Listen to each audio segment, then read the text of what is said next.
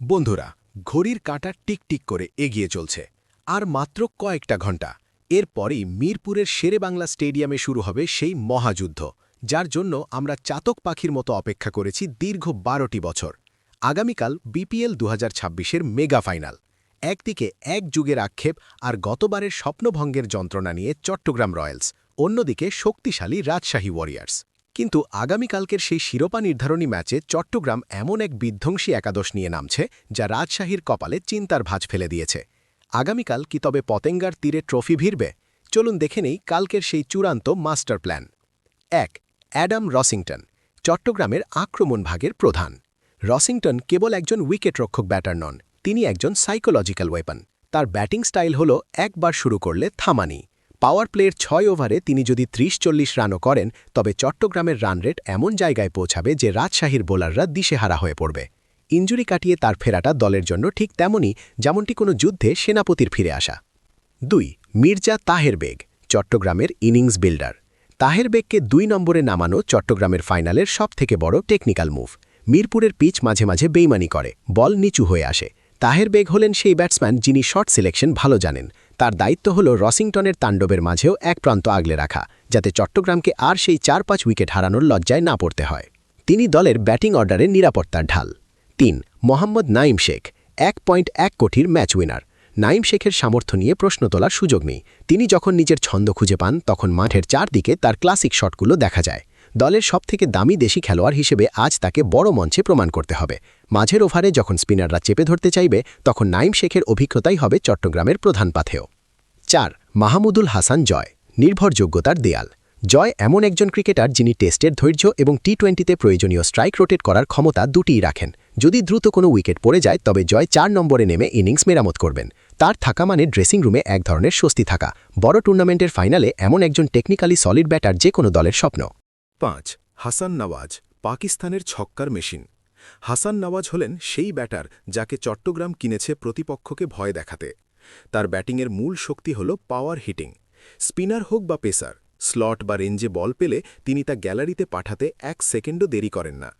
মাঝের ১০ থেকে ১৫ ওভারের মধ্যে ম্যাচের গতিপথ চট্টগ্রামের দিকে টেনে নেওয়ার দায়িত্ব তার। ৬. শেখ মেহেদী হাসান, নেতৃত্ব ও জাদুকরী ঘূর্ণি। অধিনায়ক মেহেদী মানেই বুদ্ধিমত্তার পরিচয়। তিনি জানেন কখন কোন বোলারকে ব্যবহার করতে হবে। পাওয়ার প্লেতে তার অফ স্পিন রাজশাহীর টপ অর্ডার ব্যাটারদের হাত খুলে খেলতে দেবে না। আর ব্যাটিংয়ে ৬ নম্বরে তার নেমে আসা মানে শেষ মুহূর্তের ফিনিশিংয়ে বাড়তি এক নির্ভরতা। তিনি একাই একটি পূর্ণাঙ্গ প্যাকেজ। ৭.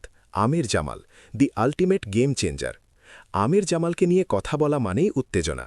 তিনি বর্তমান ক্রিকেটের সেই বিরল প্রতিভা যিনি ১৪০ কিলোমিটার গতিতে নিখুঁত ইয়র্কার দিতে পারেন। আবার ব্যাট হাতে ক্রিজে গেলে তাকে আউট করা বোলারদের জন্য বিভীষিকা হয়ে দাঁড়ায়। বিশেষ করে ইনিংসের শেষ ৩ ওভারে আমির জামালের ব্যাটিংই হতে পারে চট্টগ্রাম ও রাজশাহীর মধ্যে ব্যবধান গড়ে দেওয়ার মূল কারণ। ৮. শরীফুল ইসলাম, আগুনে পেসের জাদুকর। শরীফুল বর্তমান বাংলাদেশের ১ নম্বর স্ট্রাইক বোলার। বাঁহাতি পেসার হওয়ায় তার বল যখন ভেতরে ঢোকে, তখন ডানহাতি ব্যাটারদের এলবিডব্লিউ হওয়ার সম্ভাবনা বেড়ে যায়। শুরুতে নাজমুল হোসেন শান্তর মতো রাজশাহীর বড় উইকেটের পতন ঘটানোর দায়িত্ব শরীফুলের কাঁধেই। তার শুরুর ২ ওভারই ম্যাচের টোন সেট করে দেবে। ৯. তানভীর ইসলাম, রান থামানোর কারিগর। তানভীর হলেন এমন একজন বোলার যাকে ব্যাটাররা মারতে গেলে উইকেট হারায়। তার লাইন এবং লেন্থ এতটাই নিখুঁত যে তিনি রান দিতে একদমই কৃপণ। মিরপুরের উইকেটে যেখানে স্পিনাররা বাড়তি সুবিধা পায়, সেখানে তানভীর হবেন চট্টগ্রামের ট্রাম্প কার্ড। মাঝের ওভারে রান আটকে দিয়ে ব্যাটারদের ভুল করতে বাধ্য করাই হবে তার কাজ। ১০. আবু হায়দার রনি, অভিজ্ঞতার ঝুলি। রনি অনেক চড়াই উতরাই দেখেছেন। বিপিএলে তার উইকেট নেওয়ার ক্ষমতা প্রশ্নাতীত। ১০ নম্বরে নেমেও তিনি লম্বা ছক্কা মারতে পারেন, যা লোয়ার অর্ডারে চট্টগ্রামের জন্য প্লাস পয়েন্ট। ডেথ ওভারে তার ভেরিয়েশন এবং কাটার রাজশাহীর হার্ড হিটারদের জন্য বড় বাধা হয়ে দাঁড়াবে। ১১. মুকিদুল ইসলাম মুগ্ধ, গতির দানব। মুগ্ধর হাতে আছে র পেস বা খাঁটি গতি। যখন কোনো কিছুই কাজ করে না, তখন মুগ্ধর বাউন্সার আর গতির তোড়ে ব্যাটাররা পরাস্ত হয়। ১১ নম্বরে মুগ্ধর উপস্থিতি মানে চট্টগ্রাম শেষ বল পর্যন্ত লড়াই করার মানসিকতা রাখে। রাজশাহীর লোয়ার অর্ডারকে দ্রুত গুটিয়ে দেওয়ার দায়িত্ব থাকবে এই গতি তারকার উপর। বন্ধুরা, আগামীকালকের দিনটি হতে যাচ্ছে ইতিহাসের অংশ। 12 বছরের হাহাকার মুছে দিয়ে আগামীকাল কি চট্টগ্রাম রয়্যালস চ্যাম্পিয়ন হবে?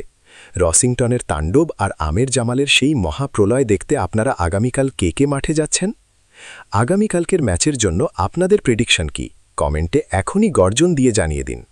ভিডিওটি ভালো লাগলে লাইক দিন এবং শেয়ার করে চট্টগ্রামের সব ভক্তদের জানিয়ে দিন আগামীকাল আমাদের দিন।